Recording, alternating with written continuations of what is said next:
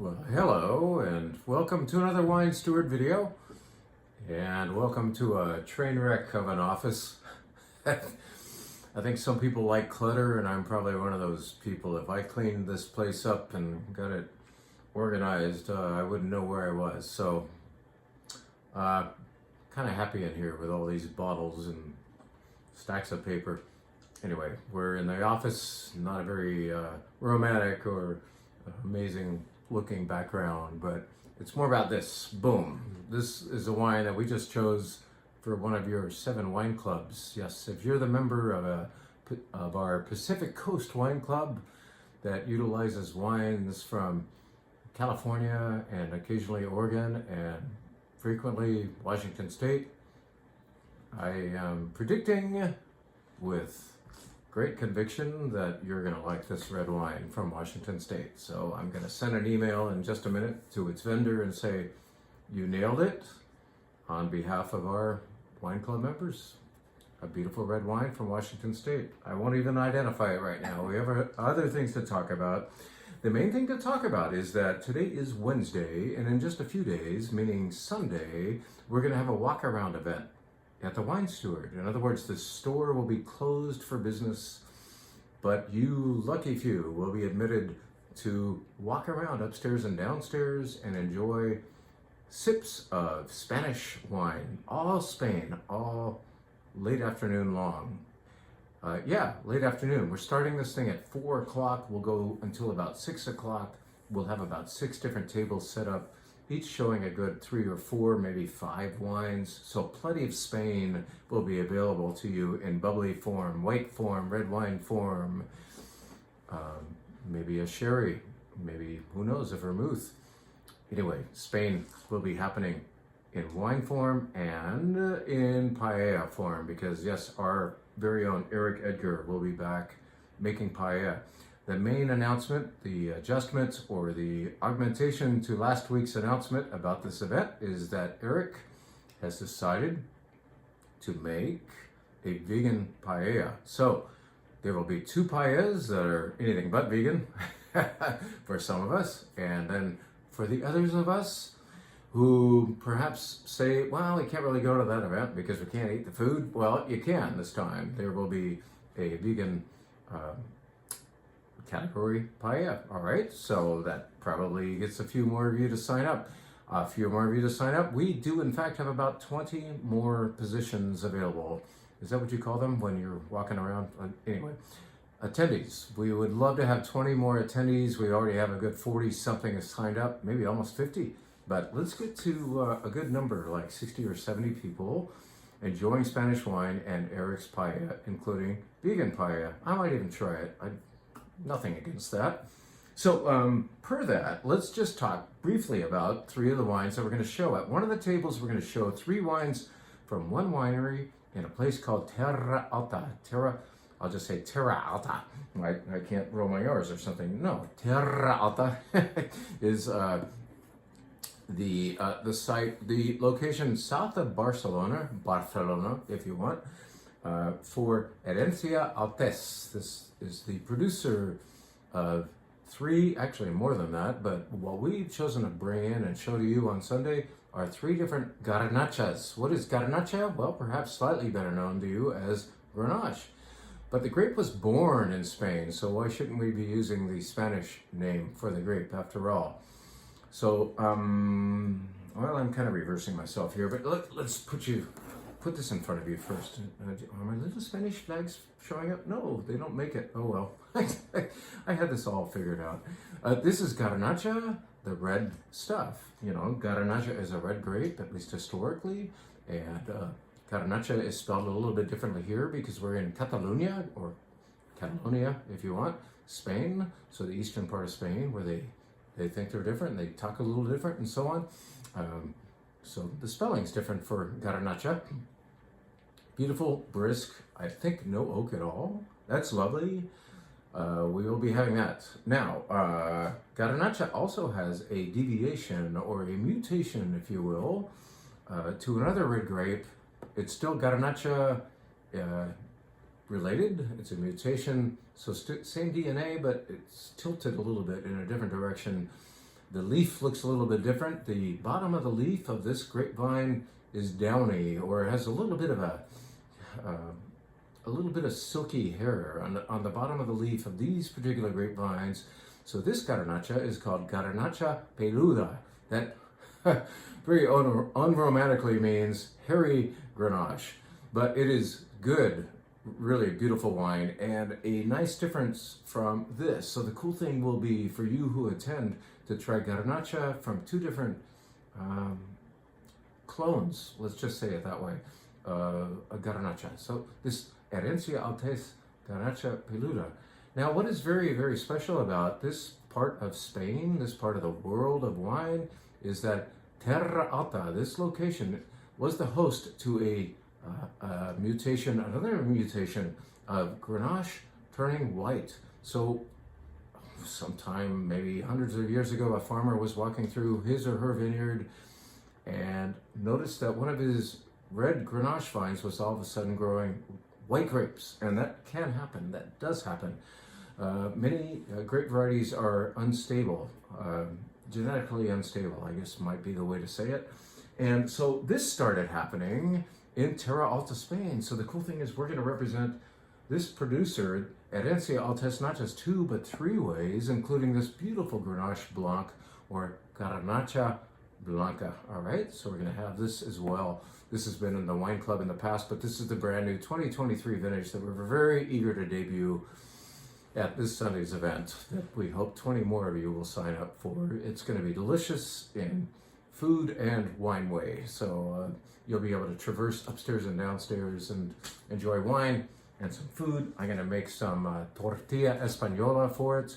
That is the Spanish omelet, if you will, with potato and egg and onion, and it's tasty too. So, and it'll have little flags sticking out of it. Now we can see the flags, right? So that's it about this Sunday. Sign up now while you can, because when it's sold out, it is sold out. We will sell out at about 60 or 70 people. That's what we're going to call it, because we want you to be have plenty of that access to all those tables. All right. This is a redo. This is a 3-do maybe. We are now officially talking about this 3 times, but it's kind of cool that we keep selling out. So you keep coming in and buying it. I wonder if any of you are in your second bottle of Hogsworth. Hogsworth, not Hogwarts, is a very, very unique blend of American bourbon and French Armagnac. And I think you can detect both aspects or both spirits in this one combination product, and it is good. It is made by, in fact, the creator of Whistle Pig. He made it big with that whiskey brand and sold it off, and couldn't leave pigs alone. Started making this. So as fun and cool as the label looks, I can promise you that the product is good, and a lot of you already know that because you've bought it, you've taken it home, you've enjoyed it, and you've come back perhaps for more. So this is just to say we've put more on the shelf. You keep buying it, we'll keep buying it. That applies to wine and to our spirits section. So Hogsworth, back on the shelf as of today. It's back. Let's tell you briefly, without spending too much more time on this little video, about 3 wines that are on the wine bar menu as of this week. That menu changes absolutely every week. And you know, one reason why we do it is to actually show the staff what's come in lately. So there's a second reason for that. Keep you stimulated, keep you regulars coming back for something you've never had before, and that you know the wine steward's going to have something fresh and new at on the wine bar, but the staff also gets to learn about the product that they are purveying downstairs to you. So let's tell you about the white plate in the form of 1 wine. The white plate has 5 wines in it. 4 of them are Italian. 1 is Austrian, so all European, and I believe all of them no oak as well. This comes from Calabria. We don't often have wine from Calabria, which you could call the toe of the boot of Italy. Calabria. Calabrese are from there, right? This is made of the Greco grape, no oak, nice lush textures. We have some whites in the flight that are audacious, eccentric, they're extroverted, and then this one is like fine. This one's a little more calmed down, let's say. It's still no oak and refreshing and zingy, but it doesn't stick out too far in any one direction. It is just damn good. A Greco, that's the name of the grape, from Calabria, Italy, the toe of the boot. All right, so that's in the white wine flight, just to advertise the fact that we have a 5-wine white flight. I will now tell you about 2 reds that are in the red flight. They both take us south to, one to San Luis Obispo County and one a little further down to Santa Barbara County. This is Leticia. We've talked about the sparkling wine from Leticia that we recently put into our sparkling wine club, the Bubbles Club. This is almost certainly going to be going to our Pacific Coast Wine Club soon because it's damn good Pinot for the price. This is Leticia. They are smack dab right on, well, not on the median necessarily, but just off, one little exit off of Highway 101, just south of Pismo Beach in the little town of Arroyo Grande. Leticia makes beautiful Chardonnay, Pinot Noir, sparkling wine, and this is a fun return to a producer that we've long admired, but we haven't seen for too long. What I love about this Pinot is it's honest and it gratifies. And with Pinot Noir, sometimes if it gratifies, it's so gratifying that it doesn't taste real anymore. Sometimes if it's too honest, it's so honest that it doesn't gratify anymore.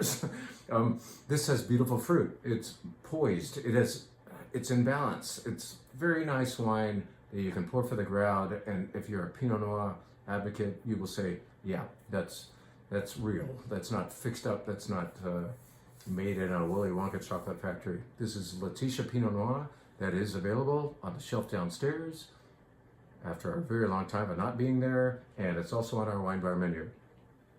So let's drive, maybe half an hour south of there to Santa Barbara County and to the specific area, sub-appellation thereof, called Ballard Canyon. Without looking at the label, let's try to point out that the glass, the bottle actually says Ballard Canyon. This is a sub-AVA or an AVA, American Viticultural Area, that was approved of within the last 10 years.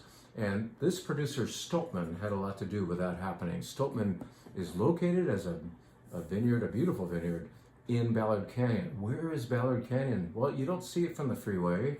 You don't drive through it unless you mean to go there. I think more cyclists see it than people driving a car. But think of being in Santa Ynez, Los Olivos, the town of Los Olivos, and looking west toward Highway 101. Well, you can't see 101. There's a big hill in the way, and Ballard Canyon's in the way. You go over that hump of a hill, you might do this on a bike, and you are all of a sudden in this very hidden little valley called Ballard Canyon, and the likes of Beckman and Larner and Rusak and other producers have beautiful vineyards there, but there's only one tasting room there. You don't go there to taste wine, you go there to look at vineyards. And I like to look at vineyards, but most of you like to taste wine and look at vineyards, or would rather just be in a tasting room, right? So anyway, their tasting room, Stoltman, by the way, is in downtown Los Olivos, but you can get a gander of their beautiful vineyard if you want to drive through Ballard Canyon. Not very far from there. But in the meantime, come to the Wine Steward, have a glass, or enjoy this on the flight. This is gorgeous Syrah, really honestly good Syrah, estate Syrah from Stoltman Vineyard. It's so nice to have it back on our wine menu. It's another thing that's been gone for a while, so it's kind of cool. When you've been doing this for 25 years as a retail shop, you see things come and disappear, but occasionally they come back. What goes around can come around, and that's happened here with Stoltman and with Leticia. So it's nice too. It's very reassuring actually that can happen. Anyway, I'm digressing, and I hope you'll join us on Sunday, and I hope you'll have some Hogsworth at home. That's the bourbon Armagnac mix. That's pretty cool. And come to the wine bar in the meantime. We hope to see you upstairs. Thanks so much for all you do at the Wine Steward.